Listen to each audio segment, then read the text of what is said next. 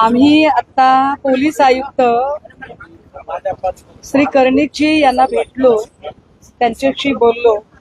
माझ्यासोबत झाशीची राणी प्रतिष्ठानच्या रुपाली ठोंबरे, बिटिया फाउंडेशनच्या संगीताजी तिवारी, आमचे शिवसेना उद्धव बाळासाहेब ठाकरे पक्षाचे पदाधिकारी दत्ताजी गायकवाड, ऋषी वर्मा, आमच्या महिला पदाधिकारी स्वाती पाटील, असं आम्ही सगळेजण गेलेलो होतो. त्यांच्याशी बोललो. मात्र अडचण अशी आहे की त्यांनी फक्त पहिला FIR लिहून घेतलेला आहे. मात्र SIT FIRच्या 3 दिवस आधीच फॉर्म झालेली होती. त्यामुळे त्यांचं असं म्हणणं आहे की त्यांनी त्यांच्याकडे असणारं जे काही डॉक्युमेंटेशन आहे ते डॉक्युमेंटेशन SIT कडे वर्ग केलेलं आहे आणि IO सुद्धा तिकडे केलेले आहेत सूर्यवंशीची. त्यामुळे या सगळ्या प्रकरणातली जी काही आता तपासाची गती आहे किंवा आता काय नेमकं आमची प्रश्न आहे त्याची जी उत्तरं आहेत ती सगळी SITशी चर्चा केल्यानंतर मिळू शकतात. त्यामुळे आत्ता कदाचित मी आपल्याला इतकं काही ठोस सांगू शकणार नाही. आत्ता प्राईम फेजला फक्त आमचं त्यांच्याशी अतिशय प्राथमिक बोलणं झालेलं आहे आणि त्या प्राथमिक बोलण्यात एवढीच गोष्ट कळलेली आहे की तपास सगळा SIT कडे वर्ग केल्यामुळे त्यांना त्याच्यावर काहीही भाष्य करता येणार नाही. सो बेटर वे की आधी SITला आम्ही जरा भेटून देतो, बोलतो आणि मग आपल्याशी परत एकदा बोलतो. नाही, मुळामध्ये सुषमाताईंनी सांगितल्याप्रमाणे खरात ज्याच्यात आरोपी आहे तो गुन्हा नाशिक शहरने दाखल केलेला असून तातडीने तो तपास SIT कडे गेलेला आहे. आम्ही मागणी केलेली आहे, म्हणजे झाशीची राणी प्रतिष्ठानच्या वतीने मी मागणी केलेली आहे की राज्य महिला आयोगाच्या अध्यक्षा यांना तात्काळ आपण अटक केली पाहिजे. त्यांचा सातत्याने शिर्डीमध्ये आणि आर्वीमध्ये जो काही खरात आणि त्या इतरांवर गुन्हा दाखल केला तो गुन्हा दाखल करण्यासाठीची पुष्टी किंवा तो गुन्हा दाखल करण्याचा दबाव रुपाली चाकणकर ज्या माजी राज्य महिला आयोग अध्यक्ष त्यांनी केला होता. त्याच्यानंतर त्यांचा या शहर पोलिसांनी जो गुन्हा दाखल केलाय त्याच्यामध्ये सातत्याने आपल्याला दिसतंय की महिलांना तिथे पाठवणे म्हणजे एवढी भयानक गोष्ट आहे की राज्य महिला आयोगाकडे आलेल्या पीडिता जेव्हा त्यांचं समुपदेशन होतं त्यावेळेला ते समुपदेशन होत असताना तुम्ही तुमच्या पत्रिकेतले ग्रह चेक करून बघा, असे असे बाबा आहेत, असा करून ते प्रकरण वर्ग केलं जात होतं.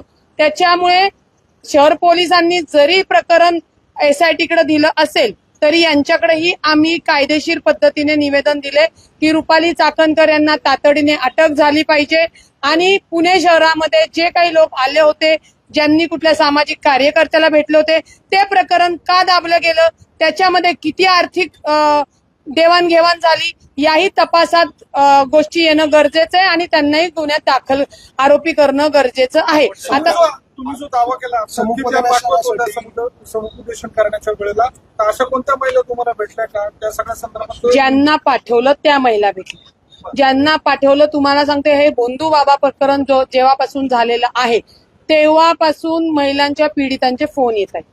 त्याच्यामुळे त्यांचं नाव डिस्क्लोज करणं, त्यांची ओळख न देणे या गोष्टी महत्वाच्या आहेत. म्हणजे हे रॅकेट जे काही महिला तिथे जात होत्या आणि काही एजंट त्यासाठी काम करत होते असा आरोप होते.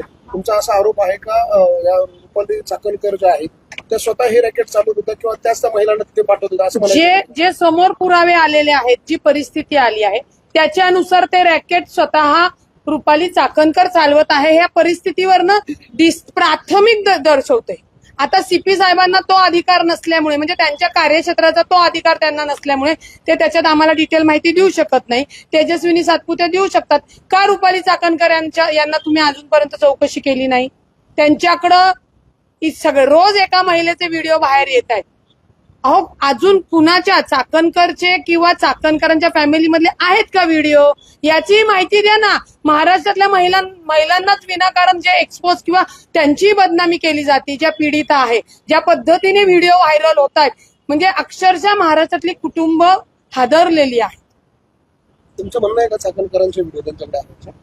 तपास करावा SITनी.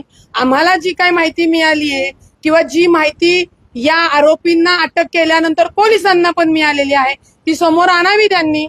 अशा ज्या महिला तुमच्याकडे आल्या त्यांना घेऊन तक्रारीसाठी पुढे येणारा अंक नसेल. एक लक्षात घ्या, त्या महिलांना मी सांगितलेलं की पोलीस तक्रार तुम्ही करा.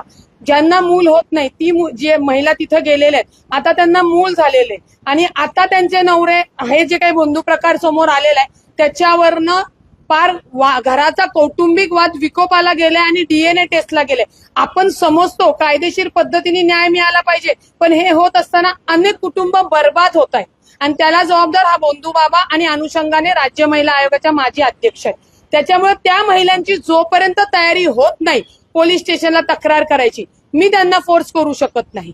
ज्यावेळी त्यांची मानसिक तयारी होईल, त्यांना चांगलं वातावरण वाटेल किंवा विश्वास वाटेल, तेव्हाच त्या महिला बाहेर पडणार आहे. आणि मी राजकारणासाठी किंवा याच्यामध्ये सांगण्यासाठी एखाद्या महिलेला इन्सेस करायला फोर्स करायला कायद्याने ते योग्य नाही. एसआयटीच्या कस्टडीमध्ये असलेले व्हिडिओ एसआयटीच्या बाबाकडे आता राज्य महिला आयोगाकडे ज्या काही तक्रारी आलेल्या आहेत तोही डेटा एसआयटीला घेणं क्रमप्राप्त आहे आणि किती पाठवले फिगर आहे का, किती महिला हे जेवढे व्हिडिओ दिसत आहेत ना तुम्हाला, जेवढे व्हिडिओ आक्षेपार्थ असतील त्या सगळ्या महिलांनी राज्य महिला आयोगाकडे तक्रार केली आहे. तुम्ही असं म्हणताय की सामाजिक सगळं स्थैर्य बिघडतं या सगळ्या व्हिडिओ आल्यामुळे, तर एसआयटीच्या कस्टडीमध्ये असलेले हे व्हिडिओ हे बाहेर कसे येतात याचा काही शोध तुम्हाला अत्यंत जबाबदारीने सांगते, पोलिसांकडे फार उशिरा आलेले व्हिडिओ, फार उशिरा आलेत. आधीच तो जो कोणी खरा त्याला ब्लॅकमेल करणारा माणूस आहे ऑलरेडी सोशल मीडियावर इतर महाराष्ट्रामध्ये एक पेनड्राईव्ह नाही अनेक पेनड्राईव्ह सगळीकडे पोहोचलेले आहेत. जर स्वतः तृप्ती देसाई, हे बघा, गुन्हा दाखल झाल्यानंतर बंधूबाबाचा गुन्हा दाखल झाल्यानंतर आम्ही बोलायला लागलो, आम्हाला जेव्हा तुम्ही लोकांनी समोर आणलं मीडियाच्या माध्यमातून, परंतु तृप्ती देसाई जर स्वतःहून येऊन सांगतायत की मला वर्षापूर्वी किंवा 2 महिन्यापूर्वी हे व्हिडिओ आले होते आणि मी सीएम कडे पाठवलं, मी हॅव केलं, मी त्याव केलं. जर त्याच वेळी FIR झाली असती तर दिवसाला 2 आपण बघू अशा 150 महिला अत्याचारापासून वाचल्या असत्या. ती FIR का नाही झाली? कारण का तिथे अत्यंत मोठ्या प्रमाणात तोडपाणी झाली आणि ती तोडपाणी सुद्धा चाकणकर यांनी केलेली आहे. म्हणजे संविधानिक पदावर बसून आरोपीला वाचवणे, आरोपीच्या संगनमताने ते रॅकेट चालवणे, याच्यात त्या प्रमुख सह आरोपी कायद्याने होतात, कायद्याने.